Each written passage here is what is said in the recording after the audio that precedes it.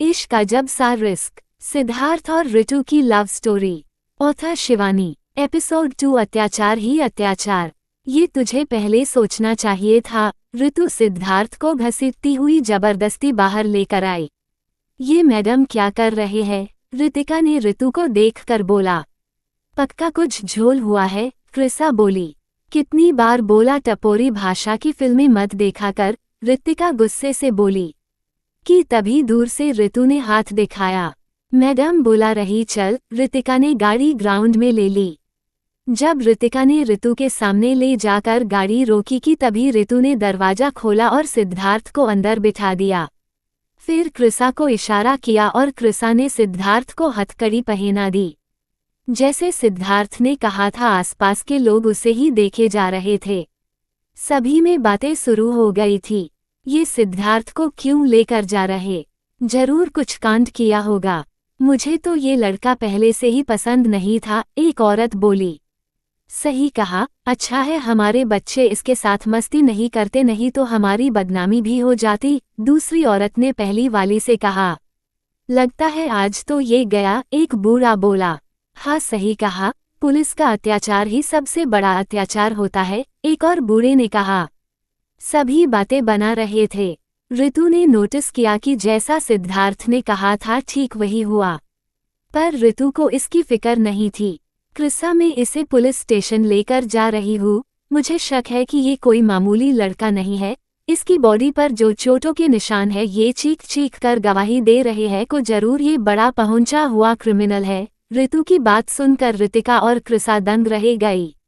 मुझे तो पहले ही लगा था मैडम ये लड़का आपके लिए ठीक नहीं है। ऋतिका ने बोला ही था कि ऋतु उसे आंख दिखाकर घूरने लगी। ये मैडम क्या बोल रही, मैं और ठीक नहीं हूँ से इनका क्या मतलब है? सिद्धार्थ ने मन में सोचा। तुम एक काम करो, इसका घर पूरा चेक करो, एक भी चीज छूटनी नहीं चाहिए। इसके खिलाफ कुछ ना कुछ तो जरूर मिलेगा, ऋतु ने कृसा से कहा और गाड़ी में आगे की तरफ बैठ गई। यस मैडम, कृसा बोली। फिर सिद्धार्थ के घर की तरफ जाने लगी। आप बिना परमिशन और ठोस सबूत के मेरा घर यूं चेक नहीं कर सकती, ये गलत बात है, सिद्धार्थ पीछे बैठा हुआ बोला। मैडम आईपीएस ऑफिसर है, भला इन्हें किसकी परमिशन चाहिए? तुम जैसे क्रिमिनल को चेक करने के लिए, ऋतिका डींगे हाँकते हुए बोली। ऋतिका, गाड़ी स्टार्ट कर, ऋतु बोली। जी मैडम। ऋतिका ने गाड़ी वहां से पुलिस स्टेशन की तरफ ले ली। परमिशन में ले लूंगी, तुम फिक्र मत करो, कोई इनलीगल तरीके से जांच नहीं होगी, हम सब कुछ लीगल तरीके से देखेंगे, तुम्हारी तरह नहीं, बोलकर ऋतु आगे देखने लगी। करीब 1 घंटे बाद सभी पुलिस स्टेशन पहुंचे। जैसे ही ऋतु थाने के अंदर आई, सभी सैल्यूट करके सीधे खड़े हो गए। देखा ये है मैडम की पावर, ऋतिका बोली। ऋतिका मेरी तारीफ करना बंद करो और कुछ काम कर लो। कल से मैं छुट्टी पर जा रही हूँ और जाऊँ उससे, पर मुझे ये कैसे आज रात तक निपटाना है, ऋतु ने सिद्धार्थ को देखते हुए कहा। फिर चेयर पर जाकर बैठ गई। हरीश जी, ऋतु ने हेड कांस्टेबल हरीश को बुलाया। जी मैडम, हरीश पास आकर बोला। इन्हें ले जाकर लॉकअप में डालो और उगलवाओ कि ये चोटें जो इनके शरीर पर है वो कहाँ से आए, और हाँ मुझे रिजल्ट चाहिए, पर टॉर्चर मत करना, ऋतु ने कहा। सभी को अजीब लगा, भला टॉर्चर किए बिना कोई क्रिमिनल अपना मुंह खोलता है भला? ये तो वही बात हुई कि क्रिमिनल को बिठाकर अच्छे से प्यार से पूछे और उसकी मर्जी हो तभी जवाब दे, नहीं तो ना दे। शायद ऋतु के एक तरफा प्यार ने ही उसे रोक के रखा था, जो वो ज्यादा सख्ती से पेश नहीं आ रही थी, और ये बात ऋतिका समझ चुकी थी। साउथ कैंपस के स्टेशन में सभी बैठे हुए थे। वहीं अंदर कांस्टेबल हरीश सिद्धार्थ से पूछताछ कर रहा था। मैडम ने हाथ उठने से मना किया है, इसीलिए तू बचा हुआ है। अब मैडम अपना इरादा बदल दे, उससे पहले तू सब कुछ बता दे। हरीश ने सिद्धार्थ को अपनी बातों में उलझाने का ट्राई किया। वैसे उस ऋतिका मैडम ने कहा था कि मैडम आईपीएस है, क्या आप बता सकते हैं कि मैडम कौन सी रैंक की आईपीएस है? सिद्धार्थ ने पूछा। अरे मैडम एसीपी है समझा, असिस्टेंट कमिश्नर ऑफ पुलिस, और 2 दिन पहले ही इनका इस डिवीजन में ट्रांसफर हुआ है। सुना है कि फिर से दिल्ली में कुछ सिंडिकेट अपने पैर घुसा रहे हैं, हरीश बोला। क्यों, पहले नहीं घुसाए थे क्या?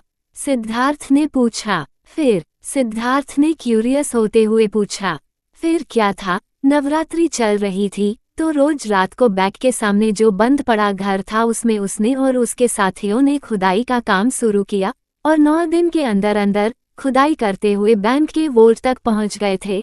साले ने जबरा दिमाग लगाया था, आवाज ना आए इसीलिए रात में खुदाई करता था और बैंक के पास ही नवरात्रि का माहौल था तो शोरगुल में खुदाई की आवाज भी किसी को नहीं आती थी। हरीश बोला। मंजा हुआ था, सिद्धार्थ बोला। बहुत ही ज्यादा, हरीश ने बताया। कोई काम नहीं होने वाला, फोकट में दिल्ली पुलिस के पैसे खर्च करवा रहे हो और मुफ्त की पगार ले रहे हो, देव हरीश की इंसल्ट करते हुए बोला। हरीश बस हल्का सा मुस्कुराया पर उस मुस्कुराहट में छुपे दर्द और बेइज्जती को सिद्धार्थ अच्छे से देख पा रहा था। जाइए यहाँ से और मेरे लिए एक कड़क कॉफी लेकर आइए, इतना तो कर ही सकते हो और तो कुछ उम्मीद आपसे लगा नहीं सकता, इंस्पेक्टर देव ने नीचा दिखाते हुए हरीश से कहा। जी सर, हरीश मुस्कुराता हुआ बाहर जाने लगा कि तभी सभी बारी बारी से ऋतु को फोन पर फोन किए जा रहे थे। यार, ऋतु मैडम फोन ही नहीं उठा रही, ऋतिका गुस्से से फोन को देखते हुए बोली। अब क्या? बेचारा सिद्धार्थ सभी डार्क रूम की तरफ जाने वाले रास्ते को देखने लगे। बाहर, सिद्धार्थ दर्द से चिल्लाया। ये खाकी की ताकत है समझा, अच्छे अच्छों को छठी का दूध याद दिला देती है, बोलकर देव ने सिद्धार्थ के पैरों को निशाना बनाकर बेल्ट से मारा। लगातार वो मारता गया और सिद्धार्थ चिल्लाता गया। कांस्टेबल ने उसे एक टेबल पर उल्टा लेटा दिया। फिर वो हुआ जो देखना मुश्किल था। डंडे से सिद्धार्थ के पैरों के नीचे मारना शुरू किया। लगातार उसकी चीखें सुनाई दे रही थी। सर पागल हो गए हैं क्या? क्रिसा काफी ज्यादा डर गई थी। प्लीज मैडम फोन उठाओ, ऋतिका फोन ट्राई करती हुई बोली। बाहर की तरफ। तो अब कैसे वो दिल्ली आया? मेरा मतलब दिल्ली कैसे आया? ऋतु ने पूछा। मैडम कहीं जाने की जगह थोड़ी थी, आना था तो आ गया वो। उस बेचारे का यहाँ रुकने का कोई इरादा नहीं था मगर एनजीओ और बुरे लोगों की मदद करते करते वो यहाँ रुक गया, अनुज ने बताया। चाचा क्या आप मेरे साथ चल सकते हैं? बहुत अर्जेंट है, ऋतु कार से बाहर आई हुई बोली। क्या हुआ मैडम? अनुज चाचा ने पूछा। सिद्धार्थ को वापस लाना है, ऋतु ने बताया। बेटा मिमी ये सब संभाल में आता हूँ, बोलकर सब मिमी को संभालने के लिए देकर अनुज जी पीछे गाड़ी में बैठ गए। साउथ कैंपस स्टेशन में। बोल भी दे यार, अब तो मैं भी थक चुका हूँ, पसीने से भीगा हुआ देव अब मिन्नत करने लगा था। मैंने कुछ नहीं किया सर, सिद्धार्थ दर्द में भी बड़ी मुश्किल से बस यही बोल पाया। साले को मारो जब तक कि बता ना दे, मैं आता हूँ थोड़ी देर में, हाफता हुआ देव डार्क रूम से बाहर निकला। रुमाल से अपना मुंह साफ करता हुआ वो बाहर आया ही था कि सामने से ऋतु और कोई आदमी आते हुए दिखे।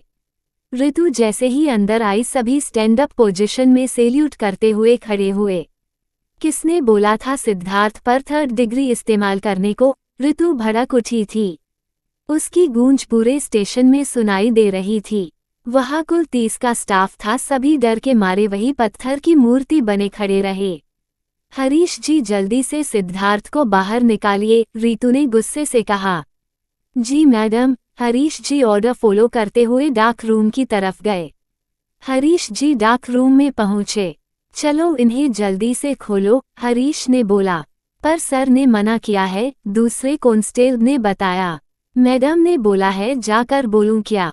हरीश गुस्से से बोला। नहीं नहीं, मैडम को पता चला तो सीधा सस्पेंड करेगी, कांस्टेबल रघुवीर सिंह बोला।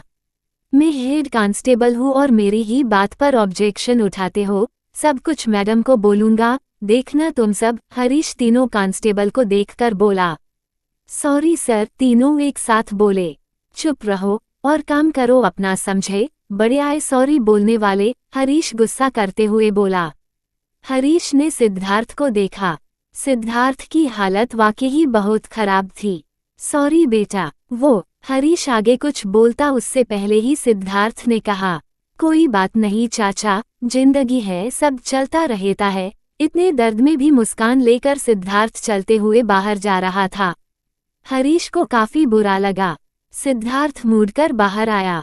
सबने देखा उसके जिस्म पर ऊपर की तरफ एक कपड़ा नहीं था। मस्कुलर बॉडी काफी ज्यादा हॉटनेस बिखेर रही थी।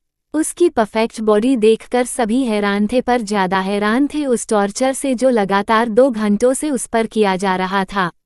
वो दीवार पर हाथ रखता हुआ मुश्किल से चल पा रहा था। लंगड़ाता हुआ वो चलकर ऋतु के सामने आया। सॉरी, वो मेरे स्टाफ को पता नहीं था। ऋतु क्या बोले उसे कुछ समझ ही नहीं आ रहा था। कोई बात नहीं मैडम, आपका काम है, बचपन से सब सहा है, छोटी मोटी चोट है, ठीक हो जाएगी, सिद्धार्थ बोला। ऋतु ने देखा इतने दर्द में भी होठों पर मुस्कान लिए वो खड़ा था। तभी ऋतु को अनुज चाचा ने जो कहा था सब बातें याद आने लगी। कैसे सिद्धार्थ ने बचपन में अपने सौतेले बाप का अत्याचार सहा था, कैसे वो यहाँ तक पहुंचा। ऋतु सारी बातें याद करके अंदर से दुखी हो गई थी। मैडम सुबह तक टाइम दीजिए, सब उगलवा दूंगा, देव ने कहा।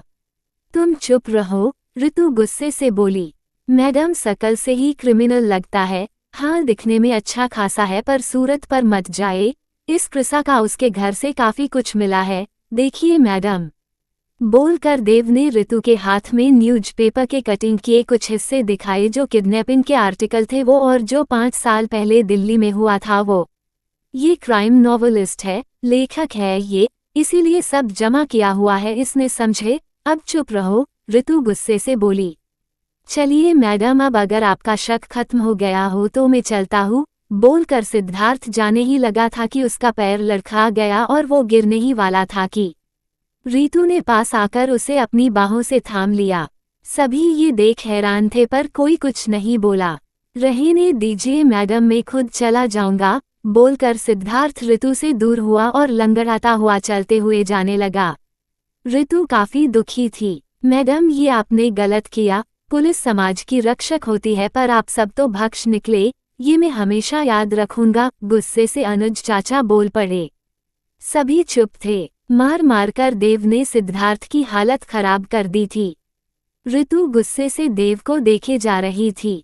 रहने दीजिए चाचा, वो अपना काम ही कर रहे थे, सिद्धार्थ बोला। अरे तू चुप कर, भोला है तू, इसीलिए सब तेरा फायदा उठा कर ले जाते हैं। अरे हम गरीब हैं, इसीलिए ये लोग हम पर अपनी झूठी और खोखली ताकत दिखाकर धमकाने की कोशिश करते हैं, अनुज बोला।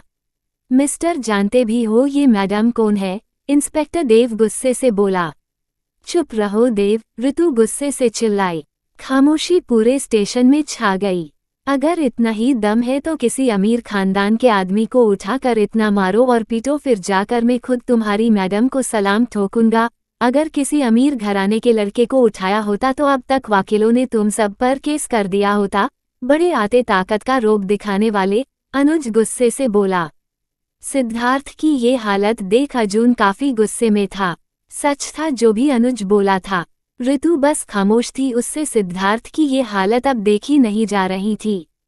चल बेटा, बोलकर अनुज चाचा सिद्धार्थ को कंधे से सहारा देते हुए बाहर लेकर जाने लगे। तभी 1 मिनट चाचा, बोलकर सिद्धार्थ रुका, फिर पलटकर सभी को देखने लगा। ऋतु और बाकी सब उसे देखने लगे। किसी को कुछ समझ नहीं आया कि तभी सिद्धार्थ बोला। माफ कीजिएगा सर, पर आपने गलत बोला था, सिद्धार्थ देव को देखकर बोला। किसी को कुछ समझ नहीं आया, देव भी कंफ्यूज था।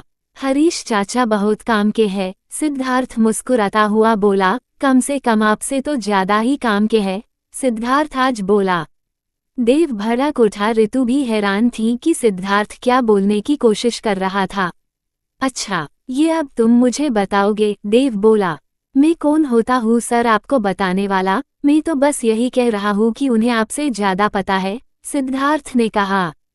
किस बारे में पता है, देव ने पूछा। सही और गलत, या यूं कहूँ इंसान की परख के बारे में, सिद्धार्थ मुस्कुराते हुए बोला। आगे कहा, अगर इनके 30 साल के अनुभव को काफी लाने में बर्बाद ना करके केस सॉल्व करने में लगाया होता तो अब तक कुछ कैसे तो आप सॉल्व कर ही चुके होते। कहते हैं ना ओल्ड इज गोल्ड, सिद्धार्थ मुस्कुराते हुए बोला और बाहर निकल गया। ऋतु की हंसी निकल गई। वही हरीश की छाती अपनी तारीफ सुनकर चौड़ी हो गई। मैडम, ये गलत किया आपने, देव गुस्से से बोला। मेरे होने वाले पति को लॉकर में डालकर बिना किसी सबूत के जानवरों की तरह मारने और पीटने के लिए 1 महीने के लिए मैं तुम्हें सस्पेंड कर सकती हूँ, ऋतु गुस्से से बोली। पूरा पुलिस स्टेशन ऋतु की बात सुनकर शॉक्ड था। अगली बार ये इंसान यहाँ आए तो ध्यान रखना कि वो कौन है, और अगर उसे कुछ हुआ तो मैं तुम सबका क्या हाल कर सकती हूँ ये भी समझ लेना, समझे? ऋतु चिल्लाए और स्टेशन से बाहर निकल गई। Continue. Please like, share and comment.